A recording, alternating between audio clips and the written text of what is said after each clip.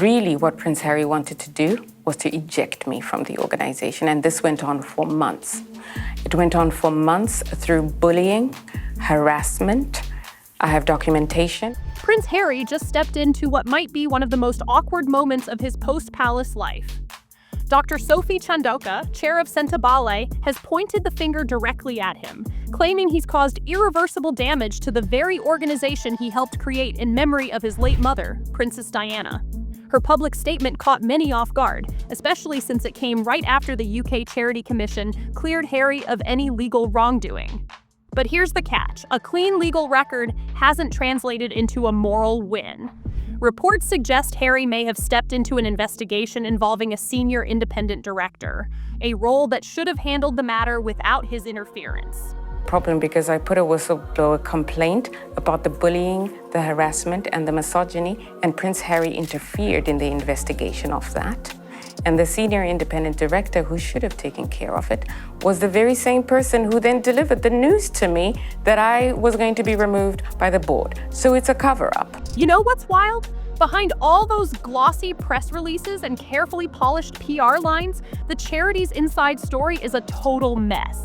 Whispers say the place has been battling months of chaos, trust issues, internal rifts, and money troubles that, let's be real, seem to have Harry's impulsive calls written all over them. From tone-deaf moves to sticking his nose into things better left alone, the decision-making has raised a few royal eyebrows. And then comes Dr. Sophie. She didn't sugarcoat a thing. Her remarks weren't the kind of polite, let's keep it nice disappointment. Nope. They cut straight to the point, basically calling out Harry for failing not just as the co-founder, but as a leader who's supposed to safeguard both the finances and the moral heart of a vulnerable community. Ouch. And so if the world didn't want to believe that there's such a thing as bullying, this unleashing of the Sussex machine on me and the 540 employees at Sentebale who received this and have had to defend it. By the way, when you say the Sussex machine, what are you talking about? The PR machine that supports Prince Harry's efforts. The only way we discovered of his decision was through the Sussex machine activating. You know what's crazy? That fiery statement from Dr. Sophie didn't just drop out of nowhere. It came right after the charity watchdog wrapped up a deep dive into Sentebale's paperwork and procedures. Sure, Harry walked away without handcuffs, but that shiny all-clear stamp didn't magically clean up the mess. Behind the scenes, people were still whispering about dysfunction, broken trust, and the bad smell left on the charity's reputation. And get this, multiple insiders claim lawyers were quietly combing through Harry's old moves. That's when Sophie's warning about taking him to court for possible money mishandling stopped sounding like idle gossip and started feeling very real. On, raising of topics that were not even on the agenda of the day. An example might be Prince Harry decides on a specific occasion that he wants to appoint an individual to the board with immediate effect without having talked to me. It's not on the agenda. And somehow everybody's just supposed to tolerate that. He being here, Prince Harry? Yes, Prince. So Prince Harry comes into the meeting and says, I want to appoint somebody as CEO. As a board member, as a trustee with immediate effect. Apparently, all of this wasn't sudden drama. This had been building up for a long time. Behind closed doors, quiet but very serious talks were going on between the charity's lawyers, top board members, and even an outside consultant brought in to dig through the mess. According to an insider source, they'd been snooping around for weeks, looking into what they believed were long-standing problems in how things were run. And here's the tea. An insider spill claims that a big chunk of the charity's finances had been under heavy strain. The reason? Leaders were checked out and some people were making big calls without proper approval. Racism, misogyny, misogynoir, bullying, mismanagement. These are all the charges that have been made against Sentebale, established in 2006. Now, we're not necessarily saying any of that is Harry's fault, but Sophie Chandoka. So here's where it gets spicy. This wasn't just about random admin mistakes. People say some of the big calls were greenlit directly by Harry or his team. Now, these moves didn't exactly break any laws, but they left the charity bleeding money, Think sky-high travel bills, promises to donors that were never cleared, last-minute event cancellations, and unpaid vendors waiting for their checks. And the drama? Even heavier because this wasn't just any charity. It was set up in honor of Princess Diana and Queen Mamahato, with a mission to help kids hit hard by HIV and AIDS in Lesotho and Botswana. But under Harry, insiders claim it turned into a carousel of media appearances and photo ops, while behind the scenes the boardroom was tense and patience was running thin. When the Charity Commission finally dropped its verdict, the charity released this super polite, "We're stronger now" statement. But that closing line? Yeah, almost everyone took it as a subtle dig at Harry's exit and a hint that the house had been cleaned and reshaped after he left. But Sophie Chandorka has issued a statement saying, listen to this, there are people in this world who behave as though they are above the law and mistreat people and then play the victim card and use the very press they disdain to harm people who have the courage to challenge their. One longtime board insider who'd seen the charity under both Harry and Dr. Sophie didn't hold back. They said the difference was like flipping a light switch. Back in Harry's era, big planning sessions were constantly shuffled around to fit his press schedule. Budget and transparency meetings would either start without him or wrap up with nothing more than a "don't worry" shrug. Donors were promised updates and special access that never showed up, and some fundraising goals slipped away simply because no one followed through. The insider sighed, saying Harry's name definitely got them headlines, but his actual involvement kept putting the charity's credibility at risk. "We were riding on hype his team couldn't turn into results," they added, and over time, that hype started to fizzle out. Conduct. She's talking about Harry there, isn't she? And this row apparently. After a while, even loyal donors started to lose patience. Big events had empty seats, and the worst blow? Sentebale began watching some of its biggest backers quietly walk away. These weren't random dropouts. These were longtime supporters who had stood by the charity through every high and low. Leaked internal notes say that in Harry's final active year, several high-value donors pulled their funding. And this wasn't on a whim, it was a calculated move. The feeling was growing that the charity had shifted from helping kids to polishing Harry's public image. One major donor even emailed the fundraising team, bluntly saying the new direction no longer matched their values. The official reply kept things vague, but inside the charity, everyone knew exactly what that meant. This row apparently centers on the fact that I think it was Dr. Chandorka wanted to move all the fundraising for this organization to Africa. Currently it's outside of Africa, and Harry and his fellow trustees did not want that. So basically this charity has fallen apart, unraveled. By this point, the message was loud and clear. Even people who liked Harry's royal status were starting to see him as a problem.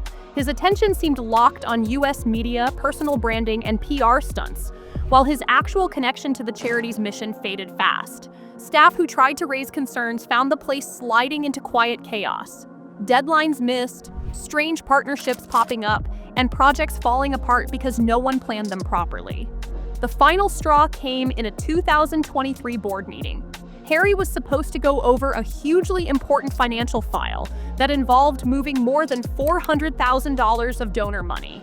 Everyone expected him to lead the discussion, but instead, he sent a spokesperson. The assistant gave vague answers, dodged questions, and promised Harry would follow up. He never did.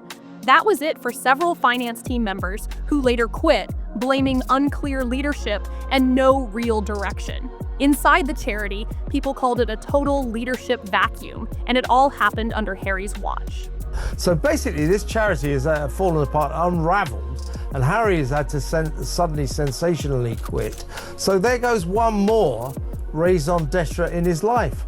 One less thing for him to do.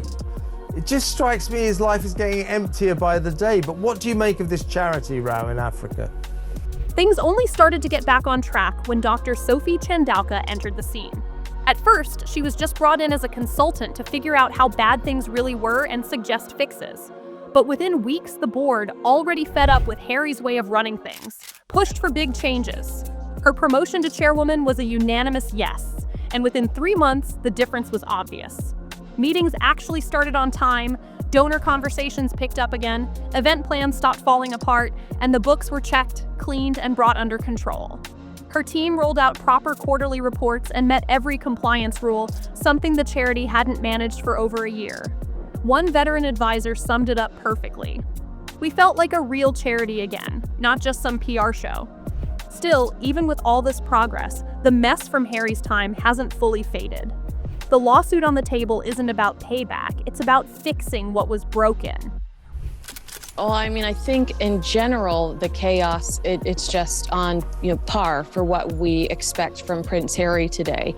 I appreciate the fact that he is showing solidarity with the trustees and his co-founder, but I would want to sit down and understand Dr. Sophie better. To me, Word is, Doctor, Sophie Chandaka isn't just letting this slide. She's going after repayment for the money the charity lost under Harry's watch, plus compensation for the hit to its global reputation. Lawyers are already pulling together files, email chains, and dated records to back the case. And while Harry might have dodged trouble with the Charity Commission, civil court could be a different story. The charity he co-founded in memory of his mother is now openly stepping away from him, working to rebuild its image without his name attached, and possibly dragging him to court for what could end up as the most embarrassing defeat of his career. Not just in pounds or dollars, but in legacy. In Harry's final months at Sentebale, small cracks behind the scenes turned into what insiders quietly called a full-blown breakdown. Internal HR notes, never released publicly, show staff turnover hitting a crisis point between late 2023 and mid-2024. be better. To me, common sense says, Harry, you're no longer in the UK, so why would we have an arm of our charity in the UK when you're now in America? Let's focus on, here, which is what Dr. Sophie's saying. But this escalated to the trustees quitting because she filed a report with a higher-up charity commission because she wants the charity investigated. The charity lost more than a third of its senior management team, including 3 fundraising officers, just before big donor events. Even the finance head quit, not because they didn't believe in the charity's mission, but because they were fed up with the messy leadership. Many of these people had stuck around through several executive directors, dealt with fundraising problems, and stayed loyal for years. But one resignation letter reportedly said the current leaders care more about image than real work, and that the charity's main supporters were being ignored just to look good. That letter pointed directly at Prince Harry and how he failed in his role. Staff complained about mixed messages, sudden changes to campaign plans, and having to fix problems caused by Harry's team making promises they didn't keep. The board tried to stop more people from leaving by giving better pay, more help, and changing job roles. But the real problem stayed the same. The leadership had no real responsibility. Everyone in the departments felt the same. Nothing worked well because Harry was above being questioned. As the staff lost motivation, Meghan Markle's shadow in the background made things even more tense. Though she wasn't officially a patron or director, everyone knew she had a big say in Harry's priorities. Several events during Harry's time at the charity were quietly canceled, delayed, or changed to fit Meghan's bigger brand plans. Sophie saying, but this escalated to the trustees quitting because she filed a report with a higher-up charity commission because she wants the charity investigated. Well, I gotta say, just sorry to interrupt there, I should have said that. Well, they are now. They are officially the charity commission here, which, basically is the organisation, the watchdog organisation for all charities, making sure that they're above board, that the money collected is used for the right causes. According to internal meeting notes, a big gala planned for early 2024 was completely cancelled after Meghan's team pushed to shift attention toward projects that fit her new lifestyle brand. Even though this wasn't an official order, it carried a lot of influence and ended up costing the charity over £300,000 in lost fundraising. There was also supposed to be a trip to Lutu, which would have checked progress and been a great chance to show off the charity's local work in the media. But that trip was put on hold indefinitely without any clear reason. Staff were really angry because for many, this would have been the first time in years that the charity's global work got real royal attention on the ground. Instead of going to Southern Africa, Harry was reportedly at a brand meeting in Santa Barbara, trying to grow his media presence. One senior coordinator in the Lutu office wrote in a private email, which later got shared with internal investigators, "We don't feel like partners anymore. We feel like forgotten props." If you found this insider scoop interesting, don't forget to comment your thoughts below, like this video, and subscribe for more juicy updates.